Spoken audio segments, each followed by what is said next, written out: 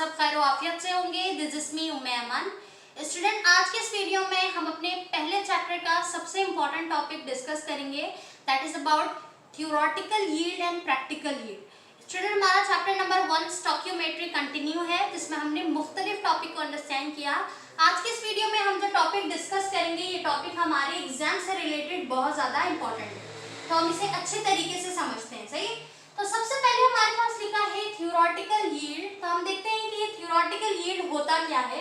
तो लिखा हुआ है कि the maximum amount of product, हमारे पास जो मैक्सिमम अमाउंट है प्रोडक्ट की, कौन से प्रोडक्ट की, which obtain by a balance chemical reaction by using its limit and reactant is known as theoretical yield. अब यहाँ पर हमारे पास लिखा है कि जो हमारे पास प्रोडक्ट हासिल हुआ है केमिकल रिएक्शन को करवाने से, ठीक है, एक बैलेंस केमिकल रिएक्शन हमने करवाया और उस केमिकल रिएक्शन को करवाने से जो प्रोडक्ट हमें हासिल हुआ है, उस प्रोडक्ट की जो मैक्सिमम अमाउंट है, वही हमारे पास क्या कहलाता है, थियोरेटिकल यील्ड कहलाता है। ठीक है, अब एग्जांपल के तौर पे अगर हम देखें तो यहाँ पर मैंने एक जो है वो केमिकल रिएक्शन करवाया है, जिसमें मैंने रिएक्टेंट लिया है अपने पास सोडियम हाइड्रोक्साइड को HCl के साथ। सोडियम हाइड्रोक्साइड को HCl के साथ जब मैंने रिएक्ट करवाया तो इसने मुझे प्रोडक्ट दिया NaCl विद H2O। ठीक है, अब ये जो हमारे पास दो प्रोडक्ट है स्टूडेंट, अब यही हमारा प्रोडक्ट मैक्सिमम अमाउंट में जो आया है, इसी को हम क्या कहेंगे, इसी को हम कहेंगे थियोरेटिकल यील्ड। सही, आगे हमारे पास लिखा है प्रैक्टिकल और एक्चुअल यील्ड। प्रैक्टिकल यील्ड और एक्चुअल यील्ड ये दोनों एक ही चीज के नाम। ठीक है, प्रैक्टिकल और actual they both are same. आप ये नहीं कह सकते कि ये अलग है ये अलग है, ये दोनों एक ही चीज के नाम। अब ये क्या होता है, हमारे पास लिखा है the actual amount of product. अब वो प्रोडक्ट की जो हमारे पास बिल्कुल एक्चुअल अमाउंट है, जो फिक्स अमाउंट है, which is form in experiment, जो कि हमने फॉर्म की है एक्सपेरिमेंट में, इज कॉल्ड प्रैक्टिकल और एक्चुअल यील्ड। वो हमारे पास प्रैक्टिकल या फिर एक्चुअल यील्ड कहलाता है। सही, अब देखिए स्टूडेंट, हमने यहाँ पर जो बात कही बिल्कुल मिलती जुलती बात हमने यहीं पर कही, राइट। हमने कहा हमारे पास जो केमिकल रिएक्शन था, उस केमिकल रिएक्शन में जो प्रोडक्ट था हमारे पास, वो प्रोडक्ट हमारे पास थियोरेटिकल यील्ड कहलाता था। इसी तरीके से हमारे पास जो प्रोडक्ट हमने एक्सपेरिमेंट में फॉर्म किया, अब यही वो एक्सपेरिमेंट है ना जो हम रिएक्शन कर रहे हैं, तो उसमें हमारे पास जो प्रोडक्ट मिला है वो हमारे पास प्रैक्टिकल और एक्चुअल यील्ड कहलाता है। ठीक है, अब इसको हम किस तरीके से समझे, इस तरीके से स्टूडेंट, यहाँ पर एक चीज है जो कि बिल्कुल वाज़ेह फर्क कर रही है थियोरेटिकल यील्ड में और प्रैक्टिकल यील्ड में। वो क्या है, देखिए यहाँ पर हमारे पास लिखा है मैक्सिमम अमाउंट, सही है, और यहाँ पर हमारे पास क्या लिखा है कि प्रोडक्ट यानी जो हमें एक्सपेरिमेंट से फॉर्म हो रहा है वो उसकी एक्चुअल अमाउंट है।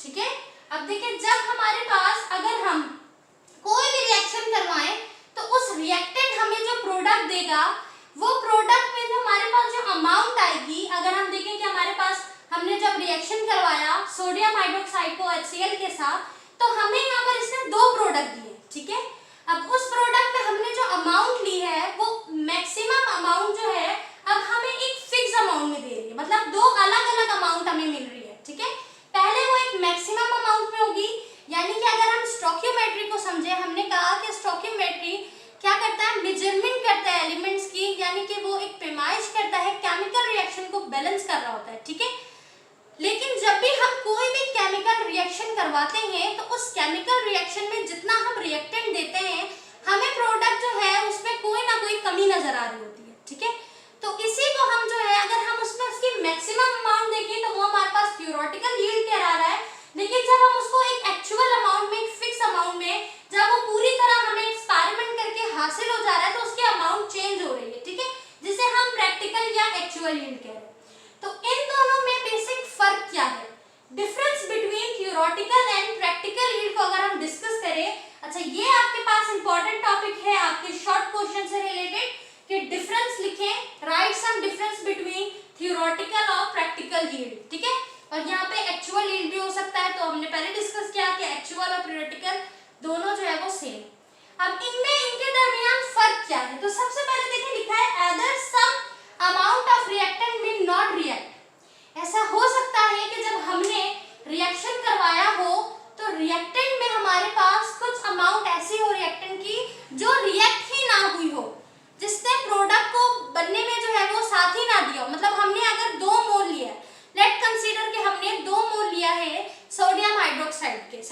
लेकिन उसका 1 मोल इस्तेमाल हो रहा है, कंप्लीट रिएक्टेंट इस्तेमाल नहीं हो रहा है, प्रोडक्ट नहीं बना रहा है, तो हो सकता है कि इसलिए हमारे प्रोडक्ट में कमी आ रही है।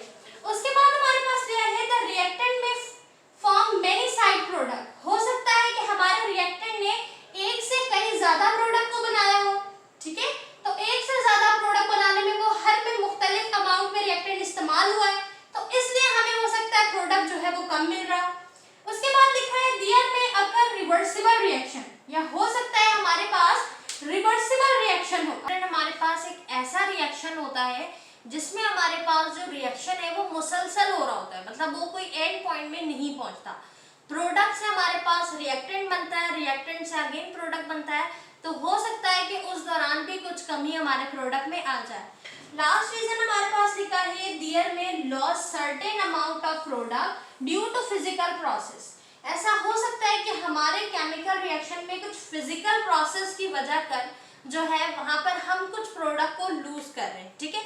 अब वो फिजिकल प्रोडक्ट कैसे हैं, लाइक तो फिल्टरेट करते हैं, फिल्टरनेशन करते हैं, फिल्ट्रेशन के दौरान, क्रिस्टलाइजेशन के दौरान, या फिर वॉशिंग के दौरान हम अपने बहुत से प्रोडक्ट को लूज कर देते हैं, ठीक है। इस वजह कर हमें जो है ना थ्योरेटिकल यील्ड कुछ और मिलती है और प्रैक्टिकल या एक्चुअल यील्ड हमें कुछ और मिलती है, ठीक है।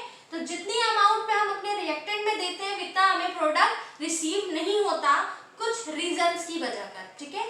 तो यहाँ पर तो हमने थ्योरेटिकल यील्ड और प्रैक्टिकल यील्ड को समझ लिया कि हमारे पास जो मैक्सिमम अमाउंट है, जो प्रोडक्ट हमें ऑब्टेन हो रहा है, हासिल हो रहा है, उसी को हम थ्योरेटिकल यील्ड कह रहे हैं। और जब हम उसी प्रोडक्ट को एक एक्चुअल अमाउंट में देखेंगे तो वो हमारे पास कहलाएगा एक्चुअल यील्ड या फिर हमारे पास प्रैक्टिकल यील्ड कहलाएगा।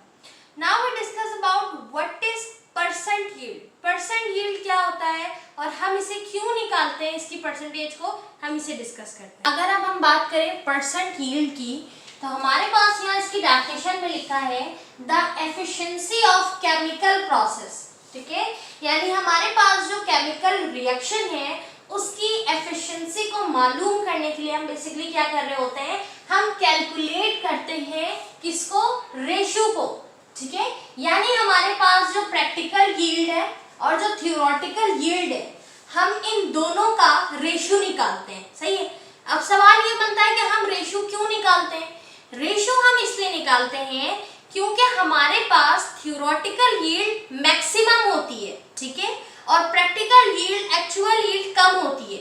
इन दोनों के रेशियो को हम निकालते हैं और उसके रेशियो को निकालने के लिए हमें परसेंटेज की नीड होती है। मतलब हम रेशियो निकालेंगे तो वो वैल्यू हमें एक परसेंटेज में मिलेगी, 1% में मिलेगी, और उसके बाद उस केमिकल रिएक्शन से हमें क्या मालूम होगा, हमें अपने उस केमिकल प्रोसेस का, उस केमिकल रिएक्शन का एफिशिएंसी जो है वो मालूम होगी, सही है। उस रेशियो से, उस परसेंट से हमें अपने केमिकल रिएक्शन की एफिशिएंसी मालूम होगी, सही है, कि हमारे पास जो हमारी थ्योरेटिकल यील्ड थी वो कितनी मैक्सिमम थी और हमारे पास हमारे इनके जो प्रैक्टिकल यील्ड है वो कितनी थी, और इनको आपस में हम जब कैलकुलेट करेंगे तो फिर हम परसेंट यील्ड की मदद से इनकी परसेंटेज मालूम कर सकेंगे, ठीक है। अब इसी रेशियो को हम क्या कहते हैं, इसी रेशियो को हम परसेंट यील्ड कहते हैं।